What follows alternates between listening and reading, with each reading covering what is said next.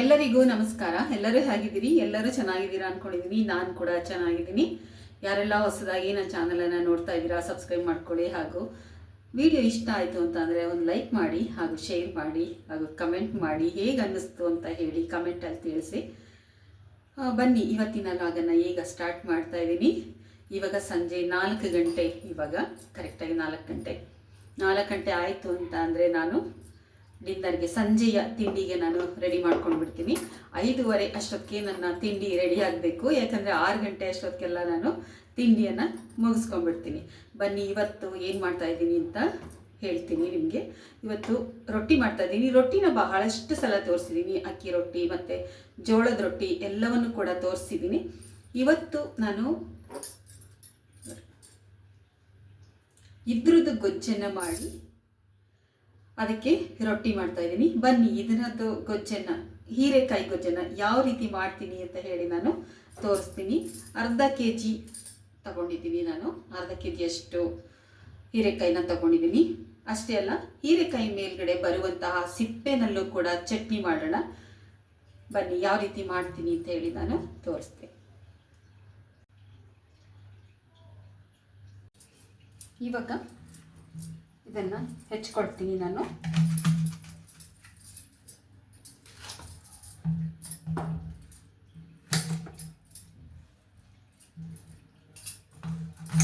ತುಂಬ ಉದ್ದ ಇರೋದ್ರಿಂದ ಅರ್ಧ ಕಟ್ ಮಾಡ್ಕೊಳ್ಳೋಣ.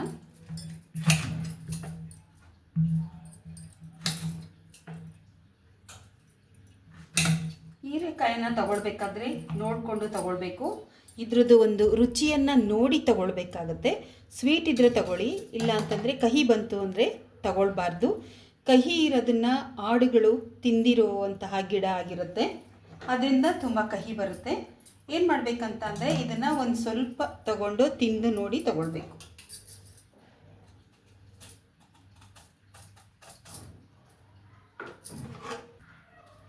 ಇವಾಗ ನಾನು ಈ ಥರ ಸಿಪ್ಪೆನೆಲ್ಲ ತೆಕ್ಕೊಂಡ್ಬಿಡ್ತೀನಿ.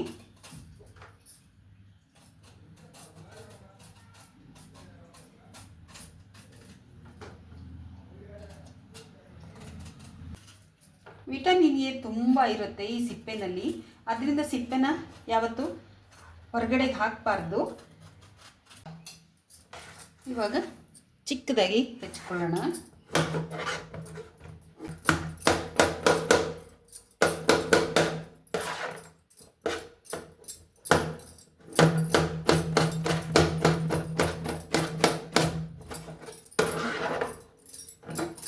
ಚಿಕ್ಕದಾಗಿ ಹೆಚ್ಕೋಬೇಕು, ತುಂಬ ದಪ್ಪ ಹಚ್ಕೋಬೇಡಿ.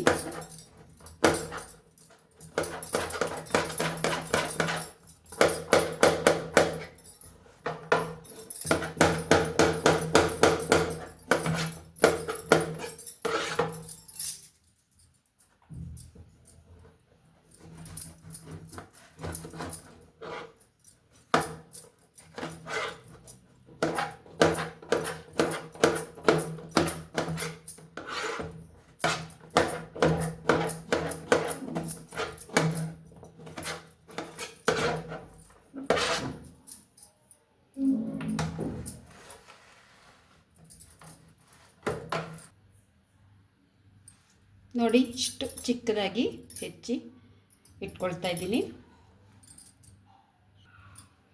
ಅದಕ್ಕೆ ಇವಾಗ ಸ್ವಲ್ಪ ಈರುಳ್ಳಿ ಕೂಡ ಹೆಚ್ಚಿಟ್ಕೊಂಡಿದ್ದೀನಿ. ಸ್ವಲ್ಪ ಟೊಮೆಟೊವನ್ನು ಹೆಚ್ಚಿಟ್ಕೊಂಡಿದ್ದೀನಿ. ಟೊಮೆಟೊನ ಮಿಕ್ಸಿ ಮಾಡ್ಕೊಳ್ತೀನಿ.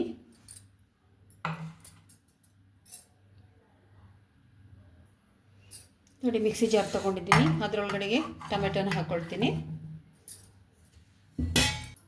ಸ್ವಲ್ಪ ಕೊಬ್ಬರಿ ತುರಿಯನ್ನು ಹಾಕ್ಕೊಳ್ತಾ ಇದ್ದೀನಿ. ಹಸಿ ಕಾಯಿ ತುರಿ ಇದ್ರೂ ಹಾಕ್ಕೊಳ್ಬೋದು. ನಾನು ಇವಾಗ ತುರಿಬೇಕಲ್ವಾ, ಅದಕ್ಕೆ ಇದನ್ನೇ ಹಾಕ್ಕೊಂಬಿಡೋಣ ಈಸಿಯಾಗಿ ಅಂತ ಹಾಕ್ಕೊಳ್ತಾ ಇದ್ದೀನಿ. ನೋಡಿ, ಸ್ವಲ್ಪ ಕರ್ಬೇವಿನ ಸೊಪ್ಪನ್ನು ಹಾಕ್ಕೊಳ್ಳೋಣ. ನೋಡಿ, ಒಂದು ಅರ್ಧ ಸ್ಪೂನಷ್ಟು ನಾನು ಜೀರಿಗೆ ಹಾಕ್ಕೊಳ್ತಾ ಇದ್ದೀನಿ. ಸ್ವಲ್ಪ ನೀರು ಹಾಕ್ಕೊಳ್ಳೋಣ. ಸ್ವಲ್ಪ ಹಾಕ್ಕೋಬೇಕು, ಸಾಕು. ಇವಾಗ ಇದನ್ನು ನಾನು ಮಿಕ್ಸಿ ಮಾಡ್ಕೊಳ್ತಾ ಇದ್ದೀನಿ. ಸ್ವಲ್ಪ ಕಡಲೆ ಹಾಕ್ಕೊಳ್ತಾ ಇದ್ದೀನಿ, 1 ಸ್ಪೂನಷ್ಟು ಸಾಕು. ಇವಾಗ ನೋಡಿ, ರುಬ್ಕೊಂಡಿದ್ದಾಯಿತು. ಈಗ ಒಗ್ಗರಣೆಗೆ ಹಾಕ್ಕೊಳ್ಳೋಣ. ಇದೊಂದು ಕಡೆ ತೆಗೆದಿಟ್ಕೊಳ್ತೀನಿ. ಒಂದು ಬಾಣಲಿ ಇಟ್ಕೊಂಡಿದ್ದೀನಿ. ಸ್ವಲ್ಪ ಎಣ್ಣೆನ ಹಾಕ್ಕೊಳ್ತಾ ಇದ್ದೀನಿ.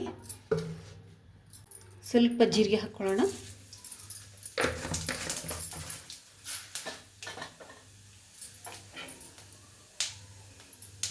ಈಗ ಈರುಳ್ಳಿ ಹಾಕ್ಕೊಳ್ತೀನಿ.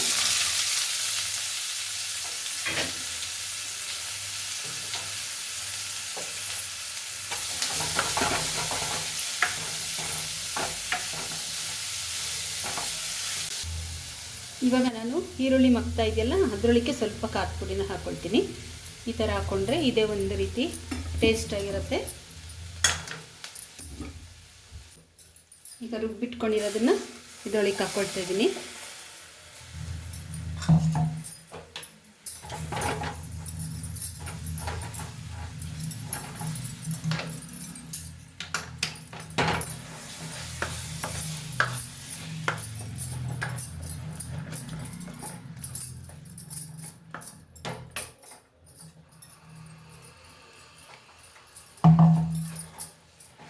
ಇದೊಂದು ಸ್ವಲ್ಪ ಬಿಸಿ ಆಗಬೇಕು ಚೆನ್ನಾಗಿ, ಆವಾಗ ಟೇಸ್ಟ್ ಬರುತ್ತೆ. ಎಲ್ಲ ಒಟ್ಟಿಗೆ ಹಾಕ್ಕೊಂಡ್ರೆ ಚೆನ್ನಾಗಿ ಬೇಯಲ್ಲ ಅಂತೇಳಿ ನಾನು ಈ ಥರ ಮಾಡಿಬಿಟ್ಟು ಹಾಕ್ಕೊಳ್ತೀನಿ.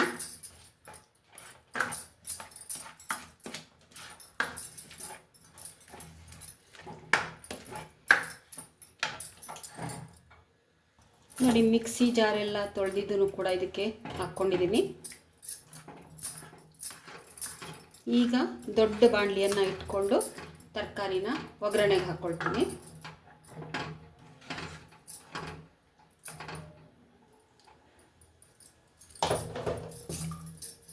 ನೋಡಿ ಮಿಕ್ಸಿ ಜಾರಲ್ಲಿರೋದೆಲ್ಲ ತೊಳೆದು ಹಾಕ್ಕೊಳ್ಬೇಕು.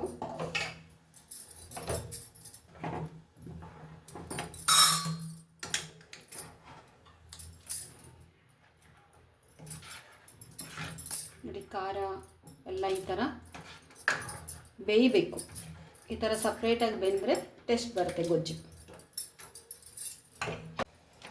ಇವಾಗ ಇದು ಕುದೀತಾ ಇದೆ ಅಲ್ವಾ, ಇದನ್ನು ತೆಗೆದು ಒಂದು ಚಿಕ್ಕ ಕುಕ್ಕರ್ಗೆ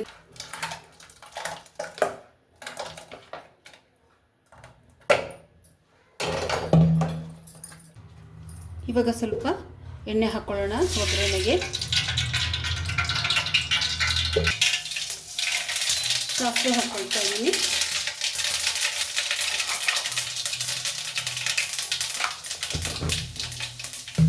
ಇವಾಗ ಹಚ್ಚಿಟ್ಕೊಂಡಿದ್ವಲ್ಲ ತರಕಾರಿ ಅದನ್ನು ಹಾಕೋಣ.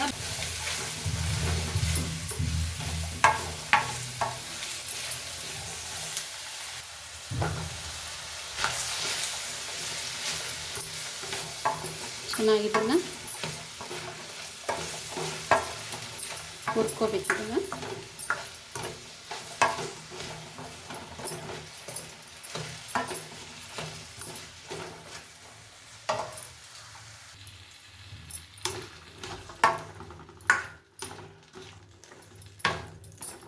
ನೋಡಿ ಒಗ್ಗರಣೆಯಲ್ಲಿ ಸ್ವಲ್ಪ ಮಗ್ಗಿಸ್ಕೋಬೇಕು. ಇದನ್ನು ಸ್ವಲ್ಪ ಬೇಯಬೇಕು.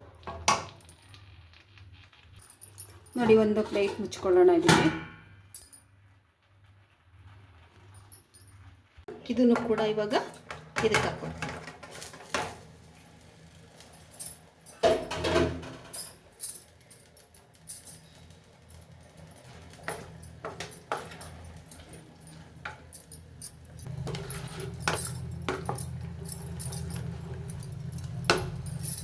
ಇದರಲ್ಲಿ ಚೆನ್ನಾಗಿ ಬೇಯುತ್ತೆ ಅಂತ. ಅದಾದರೆ ಯಾವಾಗಲೂ ಕೈ ಆಡಿಸ್ತಾನೇ ನಿಂತಿರಬೇಕು.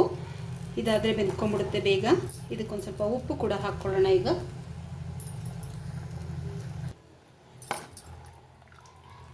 ನೋಡಿ ಇನ್ನೊಂದು ಸ್ವಲ್ಪ ನೀರು ಬೇಕಾದರೆ ಹಾಕ್ಕೊಳ್ಬೋದು. ಆರದ ಮೇಲೆ ಗಟ್ಟಿ ಬರುತ್ತೆ. ಇದಕ್ಕೊಂದು ಸ್ವಲ್ಪ ಉಪ್ಪು ಹಾಕ್ಕೊಳ್ಳೋಣ. ಈಗ ನೋಡಿ ಸ್ವಲ್ಪ ಉಪ್ಪು ಹಾಕ್ಕೊಳ್ತಾ ಇದ್ದೀನಿ. ಉಪ್ಪು ಇದಕ್ಕೆ ಜಾಸ್ತಿ ಇಟ್ಕೊಳ್ಳಲ್ಲ, ಕಡಿಮೆನೇ ಹಾಕ್ಕೊಳ್ಬೇಕು. ಬೇಕಾದರೆ ಹಾಕ್ಕೊಳ್ಬೋದು.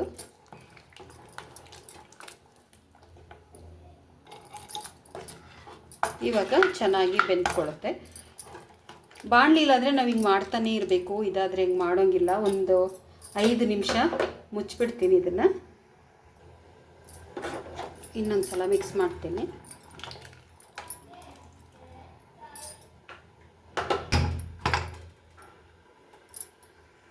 ಕೂಗಿದೆ, ಬಿಸಿ ಇದೆ. ಒಂದು ಸ್ವಲ್ಪ ಹೊತ್ತು ಬಿಟ್ಟು ಇದನ್ನು ತೆಗಿತೀನಿ. ನೋಡಿ ರೊಟ್ಟಿ ಮಾಡೋದಕ್ಕೆ ನೀರನ್ನು ಕಾಯೋದಕ್ಕೆ ಇಟ್ಕೊಂಡಿದ್ದೀನಿ. ನೀರಿಗೆ ನಾನು ಉಪ್ಪನ್ನು ಇದಕ್ಕೆ ಹಾಕ್ಕೊಂಡ್ಬಿಡ್ತೀನಿ. ಸಾಕಷ್ಟು ಉಪ್ಪು ಹಾಕ್ಕೊಂಡ್ರೆ ನೀರು ನೋಡಿ ಚೆನ್ನಾಗಿ ಬಿಸಿಯಾಗಿದೆ. ಇವಾಗ ನಾನು ಹಿಟ್ಟನ್ನು ಹಾಕ್ಕೊಳ್ತಾ ಇದ್ದೀನಿ.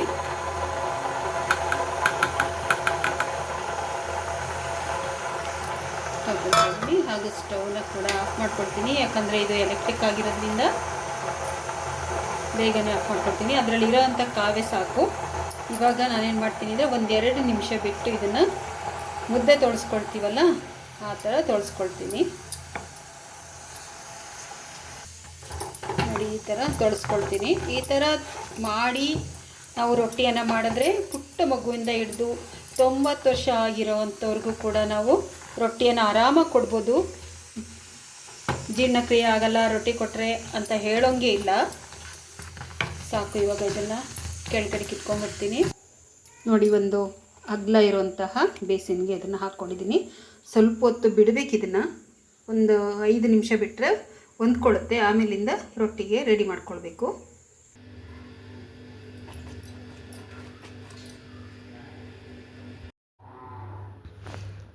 ಹೀರೆಕಾಯಿ ಗೊಜ್ಜು ನೋಡಿ ಎಷ್ಟು ಚೆನ್ನಾಗಾಗಿದೆ ಅಂತ. ಈಗ ಇದಕ್ಕೆ ನಾನು ಸ್ವಲ್ಪ ಕೊತ್ತಂಬರಿ ಸೊಪ್ಪನ್ನು ಕೂಡ ಹಾಕ್ಕೊಳ್ತೀನಿ. ರುಚಿ ಬರುತ್ತೆ ಕೊತ್ತಂಬರಿ ಸೊಪ್ಪು ಹಾಕ್ಕೊಂಡ್ರೆ. ಗೊಜ್ಜೆಲ್ಲ ರೆಡಿಯಾಗಿದೆ. ಈಗ ರೊಟ್ಟಿಗೂ ಕೂಡ ರೆಡಿ ಮಾಡಿಕೊಳ್ಬೇಕು. ಇವಾಗ ನೋಡಿ ರೊಟ್ಟಿ ತಟ್ಟೋದಕ್ಕೆ ನಾನು ರೆಡಿ ಮಾಡ್ಕೊಳ್ತಾ ಇದ್ದೀನಿ. ಹೆಂಚನ್ನು ಕೂಡ ಇಟ್ಕೊಂಡಿದ್ದೀನಿ ಒಲೆ ಮೇಲೆ. ರೊಟ್ಟಿಯನ್ನು ಇವಾಗ ತಟ್ಕೊಳ್ಳೋಣ. ನಿಮ್ಮ ಕಡೆ ಏನು ಹೇಳ್ತೀರಾ? ಕೆಲವು ಕಡೆ ರೊಟ್ಟಿಯನ್ನು ಬಡಿಯೋದು ಅಂತಾರೆ, ಕೆಲವು ಕಡೆ ರೊಟ್ಟಿಯನ್ನು ತಟ್ಟೋದು ಅಂತ ಕೂಡ ಹೇಳ್ತಾರೆ. ರೊಟ್ಟಿ ಮಾಡೋದು ಏನು ಬೇಕಾದರೂ ಹೇಳ್ಬೋದು. ನಾನು ಮಾತ್ರ ರೊಟ್ಟಿ ತಟ್ಟೋದು ಅಂತ ಹೇಳ್ತೇನೆ. ಹೀಗೆ ಕೈನಲ್ಲಿ ತಟ್ಟಿ ಅದನ್ನು ಅಗಲ ಮಾಡಿಕೊಳ್ಬೇಕು. ರೊಟ್ಟಿಯನ್ನು ಬಡಿದು ಈ ರೀತಿ ತಟ್ಟಿ ಮಾಡಿಕೊಟ್ರೆ ಮಕ್ಕಳು ಕೂಡ ಗಟ್ಟಿ ಆಗ್ತಾರೆ ಅನ್ನೋದು ಹಿರಿಯರ ಒಂದು ಅನುಭವ. ಈ ರೀತಿ ಮಾಡಿದ್ರೇ ರೊಟ್ಟಿ ರುಚಿ ಬರಬೇಕಾದ್ರೆ ಅರ್ದು ಮಾಡೋದ್ರಿಂದ, ಬೇರೆ ಕಲಸಿ ಮಾಡೋದ್ರಿಂದ ರುಚಿ ಬರಲ್ಲ. ಈ ಥರ ರೊಟ್ಟಿಗಳು ತುಂಬಾ ಚೆನ್ನಾಗಿರುತ್ತೆ. ಅಷ್ಟೆಲ್ಲ ಶರೀರಕ್ಕೂ ಕೂಡ ಒಳ್ಳೆಯದು. ಇನ್ನೊಂದೇನೆಂದರೆ ಇದರಿಂದ ಬೆನಿಫಿಟ್ಟು, ಹಲ್ಲುಗಳು ಚೆನ್ನಾಗಿರುತ್ತೆ. ಎಷ್ಟು ವರ್ಷ ಆದರೂ ಕೂಡ ಹಲ್ಲುಗಳು ಬೀಳೋದಿಲ್ಲ. ಯಾಕಂದರೆ ರೊಟ್ಟಿನ ಅಗಿತಾ ವ್ಯಾಯಾಮ ಆಗುತ್ತೆ. ಹಲ್ಲುಗಳಿಗೆ ತುಂಬ ವ್ಯಾಯಾಮ ಆಗುತ್ತೆ. ಅಷ್ಟೇ ಅಲ್ಲ, ಮುಖದ ವ್ಯಾಯಾಮ ಕೂಡ ಆಗುತ್ತೆ. ಇವಾಗ ಹಲವಷ್ಟು ವ್ಯಾಯಾಮಗಳು ಬಂದಿದೆ ಫೇಸ್ಗೆ ಮಾಡುವಂತಹ ಒಂದು ಮುಖದ ವ್ಯಾಯಾಮಗಳು. ಅದರಲ್ಲಿ ಅಗಿಯುವುದು ಹಾಗೂ ಮುಖವನ್ನು ಆ ಕಡೆ ಈ ಕಡೆ ತಿರುಗಿಸೋದು ಎಲ್ಲ ಬಂದಿದೆ, ನೋಡಿದ್ದೀನಿ. ಅದೆಲ್ಲ ಏನೂ ಬೇಕಿಲ್ಲ. ರೊಟ್ಟಿಯನ್ನು ತಿಂತಾ ಬಂದರೆ ಮುಖದ ಒಂದು ವ್ಯಾಯಾಮ ಕೂಡ ಆಗೋಗುತ್ತೆ. ನೋಡಿ ರೊಟ್ಟಿ ತಟ್ಟಿದಾಯಿತು ನಂದು. ಇವಾಗ ಹೆಂಚಿನ ಮೇಲೆ ಹಾಕ್ಕೊಂಡಿದ್ದೀನಿ. ರೊಟ್ಟಿಯನ್ನು ತಟ್ಟಬೇಕಾದ್ರೆ ಒಂದು ಕೈಯನ್ನು ಅಡ್ಡ ಇಟ್ಕೊಂಡು ತಟ್ಟೋದ್ರಿಂದ ತುಂಬ ಗುಂಡಾಗಿ ಬರುತ್ತೆ, ಎಲ್ಲೂ ಒಡ್ಕೊಳ್ಳೋದಿಲ್ಲ. ನೋಡಿ ನಾನು ಮಾಡಿರೋಂತಹ ರೊಟ್ಟಿ ಎಲ್ಲೂ ಕೂಡ ಅಂಚಲ್ಲಿ ಒಡ್ಕೊಳ್ಳೋದಿಲ್ಲ. ಅಷ್ಟೇ ಅಲ್ಲ, ಈ ಥರ ಸಾಫ್ಟಾಗಿ ರೊಟ್ಟಿಯನ್ನು ಮಾಡೋದ್ರಿಂದ ಪುಟ್ಟ ಮಗುವಿಂದ ಹಿಡಿದು 90 ವರ್ಷ ಆದಂತಹ ಏಜ್ ಆದವ್ರಿಗೂ ಕೂಡ, ಅಷ್ಟು ವಯಸ್ಸಾಗಿರುವಂಥ ಹಿರಿಯರಿಗೂ ಕೂಡ ನಾವು ಈ ರೊಟ್ಟಿಯನ್ನು ಕೊಡ್ಬೋದು. ಸುಲಭವಾಗಿ ಜೀರ್ಣವಾಗುತ್ತೆ. ಸ್ವಲ್ಪನೇ ಜಿಗಿ ಹಾಕ್ಕೊಂಡು ಎಲ್ಲ ಒಣ ಹಿಟ್ಟನ್ನೇ ಜಾಸ್ತಿ ಹಾಕ್ಕೊಂಡು ರೊಟ್ಟಿ ಮಾಡೋದ್ರಿಂದ ಅಜೀರ್ಣ ಆಗುವಂತಹ ಸಂದರ್ಭ ಇರುತ್ತೆ. ದೊಡ್ಡವ್ರಿಗೆ ಕೊಡೋದಕ್ಕಾಗಲ್ಲ ಅಥವಾ ಪುಟ್ಟ ಮಕ್ಕಳಿಗೆ ಕೊಡೋದಕ್ಕಾಗಲ್ಲ. ಅದರಿಂದ ಏನು ಮಾಡಬೇಕು ಅಂತಂದರೆ ಈ ಥರ ಸಾಫ್ಟಾಗಿ ಮಾಡ್ಕೊಳ್ಬೇಕು. ಎಷ್ಟು ಸಾಫ್ಟಾಗಿರುತ್ತೆ ಅಂದರೆ ನಾನು ಮಾಡೋ ರೊಟ್ಟಿಗಳು ಅಷ್ಟು ಸಾಫ್ಟಾಗಿರುತ್ತೆ. ಯಾಕಂದರೆ ಬಿಸಿ ನೀರಿನಲ್ಲಿ ಹಿಟ್ಟನ್ನು ಹಾಕಿ ಮುದ್ದೆ ಥರ ತೊಳ್ಸ್ಕೊಂಡಿರ್ತೀನಿ ನಾನು. ಜಾಸ್ತಿ ಒಣ ಹಿಟ್ಟನ್ನು ಹಾಕ್ಕೊಳ್ಳಲ್ಲ, ಆ ರೀತಿ ಮಾಡ್ಕೊಳ್ತೀನಿ. ರೊಟ್ಟಿ ಕೂಡ ಬೇಯ್ತಾ ಇದೆ. ನೀರು ಕೂಡ ಮೇಲ್ಗಡೆ ತಣ್ಣೀರಿಂದ ಸ್ವಲ್ಪ ಒರೆಸ್ಕೊಳ್ಬೇಕು. ಬಟ್ಟೆನ ನೀರು ಮಾಡಿಕೊಂಡು ಮೇಲಿರುವಂಥ ಹಸಿಟ್ಟನ್ನೆಲ್ಲ ಕೂಡ ತೆಕ್ಕೊಳ್ಬೇಕು. ನೋಡಿ ರೊಟ್ಟಿ ರೆಡಿ ಆಗ್ತಾಯಿದೆ. ಸ್ವಲ್ಪ ಹೊತ್ತು ಬೇಯೋದಕ್ಕೆ ಬಿಡಬೇಕು. ನೋಡಿ ಕೈನಲ್ಲೇ ತೆಗೆದಾಕ್ಬಿಡ್ಬೋದು, ಏನೋ ಒಂದು ಅದಕ್ಕೆ ಸಹಾಯ ಬೇಕು ಅಲ್ಲೇದು ಅಂತ ಅನ್ನಂಗೆ ಇಲ್ಲ. ಅದೆಲ್ಲ ಒಂದು ಅನುಭವ ಅಷ್ಟೇ. ಅಡುಗೆ ಮಾಡೋದು ಕೂಡ ಒಂದು ಕಲೆ, ಅನುಭವ. ಮಾಡ್ತಾ ಬಂದ್ಬಿಡುತ್ತೆ. ಇಲ್ಲ ನಮಗೆ ಬರಲ್ಲ, ರೊಟ್ಟಿ ಮಾಡೋಕ್ಕೆ ಬರಲ್ಲ ಅಂತಾರೆ ಕೆಲವರು. ಯಾಕೆ ಬರಲ್ಲ? ಬರುತ್ತೆ. 1 ಸಲ 2 ಸಲ ಮಾಡ್ತಾ ಹೋದರೆ ಬರುತ್ತೆ. ನಮ್ಮನೇಲಿ ಸ್ವಲ್ಪ ರೊಟ್ಟಿನೇ ಜಾಸ್ತಿ ಮಾಡೋದು, ಯಾಕೆಂದರೆ ರೊಟ್ಟಿನೇ ಇಷ್ಟ. ಅದೇ ನೋಡಿ ರೆಡಿ ಆಯಿತು. ಮತ್ತೆ ಇನ್ನೊಂದು ರೊಟ್ಟಿಯನ್ನು ನಾನು ತಟ್ಟಿ ರೆಡಿ ಮಾಡ್ಕೊಂಡಿದ್ದೀನಿ. ಒಂದು ಬೇಯ್ತಾ ಇದೆ ಅನ್ನೋಷ್ಟೊತ್ತಿಗೆ ಇನ್ನೊಂದು ರೊಟ್ಟಿಯನ್ನು ನಾವು ರೆಡಿ ಮಾಡ್ಕೊಂಡಿರಬೇಕು. ನೋಡಿ ಈ ಥರ ಎಲ್ಲ ಮೇಲ್ಗಡೆ ಹಸಿಟ್ಟನ್ನು ತೆಕ್ಕೊಂಡು ಬಿಡಬೇಕು. ಒಂದು ಬಟ್ಲಲ್ಲಿ ನೀರು ಇಟ್ಕೊಂಡು ಒಂದು ಬಿಳಿ ಬಟ್ಟೆಯನ್ನು ಇಟ್ಕೊಂಡಿದ್ದೀನಿ ನಾನು. ಇವಾಗ ಇದನ್ನು ತಿರುಗಿಸಿ ಹಾಕ್ಕೊಳ್ಬೇಕು. ತಿರುಗಿಸಿ ಹಾಕ್ಬಿಟ್ಟು ಬೇಯೋದಕ್ಕೆ ಬಿಡಬೇಕು. ಬೇಯೋದಕ್ಕೆ ಬಿಟ್ಟರೆ ನೀಟಾಗಿ ನೋಡಿ ಬಂದ್ಬಿಡುತ್ತೆ. ನಮ್ಮ ಮನೆಯಲ್ಲಿ ರೊಟ್ಟಿ ಸ್ವಲ್ಪ ಕಡಿಮೆ ಆಯಿತು ಒಂದು ತಿಂಗಳಿಂದ. ಯಾಕಂದರೆ ಗ್ಯಾಸ್ ಸಿಲಿಂಡರ್ ಪ್ರಾಬ್ಲಮ್ ಆಗಿಬಿಡುತ್ತೆ ಅಂತ ಹೇಳಿ ನಾನು ಸ್ವಲ್ಪ ರೊಟ್ಟಿಯನ್ನು ಕಡಿಮೆ ಮಾಡಿದೆ. ನೋಡಿ ಇದು ಜೋಳದ ರೊಟ್ಟಿ. ಜೋಳ ಬಹಳ ಒಳ್ಳೆಯದು, ತುಂಬಾ ಆ್ಯಂಟಿಬಯೋಟಿಕ್ ಇದೆ, ಆ್ಯಂಟಿ ಆಕ್ಸಿಡೆಂಟ್ಸ್ ಎಲ್ಲ ಇದೆ ಅದರಲ್ಲಿ. ಅದರಿಂದ ಜೋಳದ ರೊಟ್ಟಿ ಮಾಡಿ ತಿನ್ನೋದು ಒಳ್ಳೆಯದು. ಈ ರೊಟ್ಟಿ ಎಲ್ಲ ರೆಡಿಯಾಗಿದೆ. ಒಲೆ ಮೇಲೂ ಕೂಡ ಒಂದಿದೆ, ಅದನ್ನು ಗಟ್ಟಿಯಾಗೋದಕ್ಕೆ ಬಿಟ್ಟಿದ್ದೀನಿ. ನೋಡಿ ಗೊಜ್ಜು ಕೂಡ ರೆಡಿ ಇದೆ. ಹೀರೆಕಾಯಿ ತುಂಬ ಒಳ್ಳೆಯದು, ವಿಟಮಿನ್ ಎ ತುಂಬಾ ಇರುತ್ತೆ. ವಿಟಮಿನ್ ಎ, ವಿಟಮಿನ್ ಸಿ ಎಲ್ಲ. ಇವಾಗ ನಾನು ಒಂದು ಬಟ್ಲಿಗೆ ಹಾಕ್ಕೊಳ್ತಾ ಇದ್ದೀನಿ.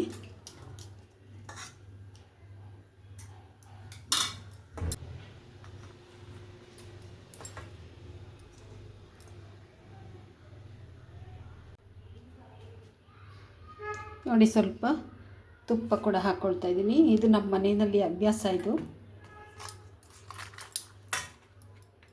ಇಷ್ಟು ಹಾಕ್ಕೊಂಡ್ರೆ ಸಾಕು.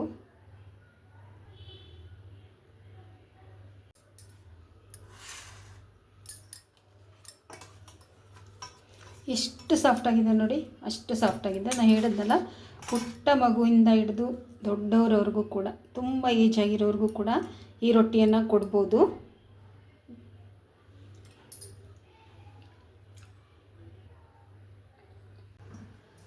ನೋಡಿ ರೊಟ್ಟಿ ಮತ್ತು ಹೀರೆಕಾಯಿ ಗೊಜ್ಜು ಯಾವ ರೀತಿ ಮಾಡಿದೆ ಅಂತ ನೋಡಿ. ಟೈಮ್ ಎಷ್ಟಾಗಿದೆ ಗೊತ್ತಾ? ಈಗ 6 ಗಂಟೆ ಆಗ್ತಾಯಿದೆ. ಆಗಲೇ ಇದೆಲ್ಲ ಮುಗಿಸೋ ಅಷ್ಟೊತ್ತಿಗೆ ನಾನು ಕೂಡ ತಿಂಡಿ ತಿನ್ನಬೇಕು. ಇವಾಗ ತಿಂದ್ಕೊಂಡು ಮತ್ತೆ ನಿಮಗೆ ಸಿಗ್ತೀನಿ. ಇಲ್ಲಿಯವರೆಗೂ ಈ ವಿಡಿಯೋ ನೋಡಿದ್ದಕ್ಕೆ ಎಲ್ಲರಿಗೂ ಕೂಡ ನನ್ನ ತುಂಬ ಹೃದಯದ ಧನ್ಯವಾದಗಳು.